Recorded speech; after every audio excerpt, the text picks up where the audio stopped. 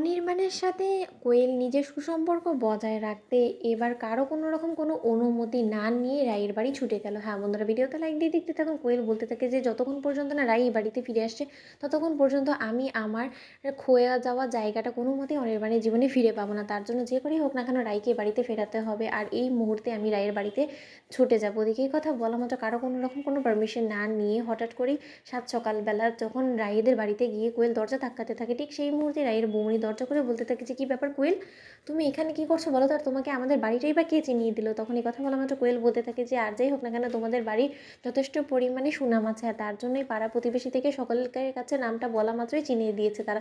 তখন এই কথা বলা মাত্র রাইয়ের বৌমনি বলতে থাকে যে তুমি এখানে বসো, আমি এক্ষুনি রাইকে ডেকে দিচ্ছি। কিন্তু কী মনে করে তুমি সাত সকালবেলা এখানে এলে বলো তো, তোমার কোনো কিছু প্রয়োজন ছিল?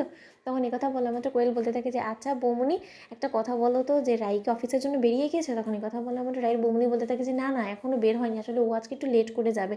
তখন এই কথা বলা মাত্র রাইয়ের কাছে গিয়ে যখন রাইয়ের বৌমনি বলতে থাকে যে রাই একজন এসেছে তোমার সাথে দেখা করার জন্য, তখন রাই চমকে উঠে বলতে থাকে যে কে বৌমনি, আমার সাথে সাত সকালবেলা কে দেখা করার জন্য এসেছে? তখন রাইয়ের বৌমনি বলতে থাকে যে কোয়েল। অন্যদিকে রাই সেখানে উপস্থিত হওয়ার আগেই নীলু ওর মাকে নিয়ে সেখানে হাজির হয়ে যায় আর বলতে থাকে যে কী ব্যাপার, তোমাকে দিয়ে কি অনির্বাণ দাদাভাই ডিভোর্স পেপারস পাঠিয়েছে নাকি? আমার রাই দিদি ভাইয়ের সাথে কি আর সংসার করতে চায় না সেটা?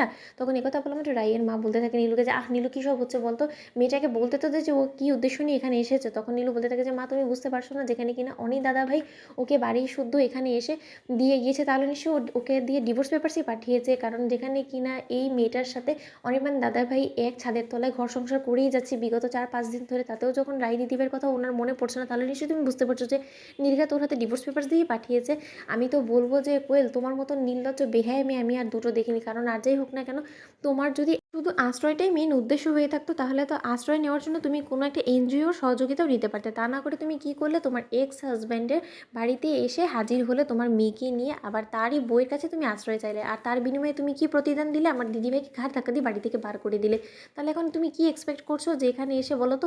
তখন এই কথা কেউ কোনোরকম কোনো কোয়েল উত্তর দেওয়ার আগেই রাই সেখানে এসে নীলুকে ধমক দিয়ে বলতে থাকে যে নীলু, তোর মনে হয় না যে তুই বড্ড বেশি ইদানিং কথা বলার চেষ্টা করছিস? বলতো, এখানে আমার সাথে কোয়েল দেখা করতে এসেছে, তাই গোটা বিষয়টা আমাকে বুঝে নিতে দে। ওদিকে কোয়েলকে দেখা মাত্র রাই বলতে থাকে যে কোয়েল, তুমি সাত সকালবেলা দিয়ে কিনে এখানে কেন এসেছো বলো তো, কী দরকারে? তখন এই কথা বলা মাত্র কোয়েল বলতে থাকে যে রাই, তুমি প্লিজ আমার উপরে অভিমান করে অনির্বাণের কাছ থেকে মুখ ফিরিয়ে রেখো না, তাহলে দিনে দিনে আমি নিজেকে অপরাধ বোধে ভোগাতে ভোগাতে হয়তো বা মরেই যাবো। কারণ আমি চাই না যে আমার কারণে তোমার এবং অনির্বাণের সংসার কোনোরকম কোনো অশান্তি হোক। ক্রমশ অনির্বাণ শুধুমাত্র আমাকে বকাঝকা করে যাচ্ছে। ও সবসময় এটাই ভেবে যাচ্ছে যে হয়তো বা আমার কোনো রকম কোনো দোষের কারণে তুমি ওর কাছ থেকে দূরত্ব বজায় রেখেছো। আর দিনের পর দিন আমি এরকম মানসিক যন্ত্রণা আর সহ্য করতে পারছি না, আমি মানসিকভাবে ভেঙে পড়ছি। প্লিজ আমাকে এই বিপদের হাত থেকে তুমি উদ্ধার করো। তো বন্ধুরা, ভিডিওটি ভালো লাগলে লাইক এবং শেয়ার করো, সাবস্ক্রাইব করতে ভুলো না।